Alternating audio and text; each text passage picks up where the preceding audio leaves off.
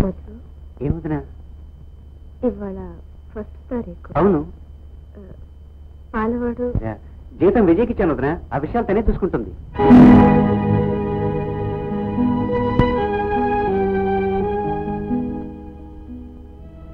అమ్మా విజయ,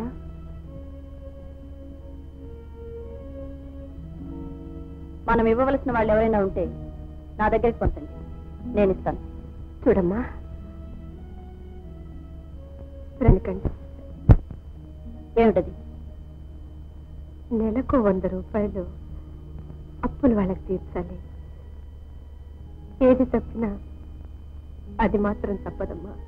చూడండి అక్కయ్య గారు, పాల ఖర్చు వెచ్చాల ఖర్చు తీర్చవలసిన బాధ్యత మాకు ఉంది. అంతేగాని ఎప్పుడో మీ అందరూ చేసిన అప్పులు ఆయన ఎత్తమనటం. అమ్మా, ఆ అప్పు చెడు తిరుగుళ్ళు దురలవాట్లు ఏమన్నకే అప్పై ఉంటుంది.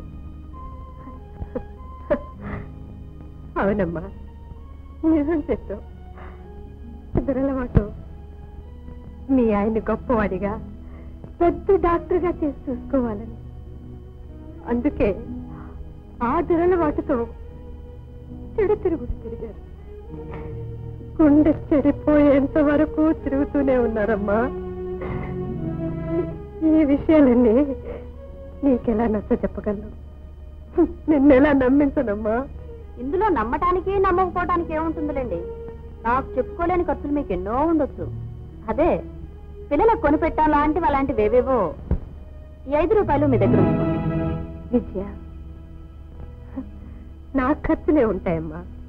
నేనేం పువ్వులు కొనుక్కుంటానా, కుంకం కొనుక్కుంటానా? పిల్లలంటావా, వాళ్ళు పరాయి వాళ్ళ సొమ్ము ముట్టుకోరమ్మా.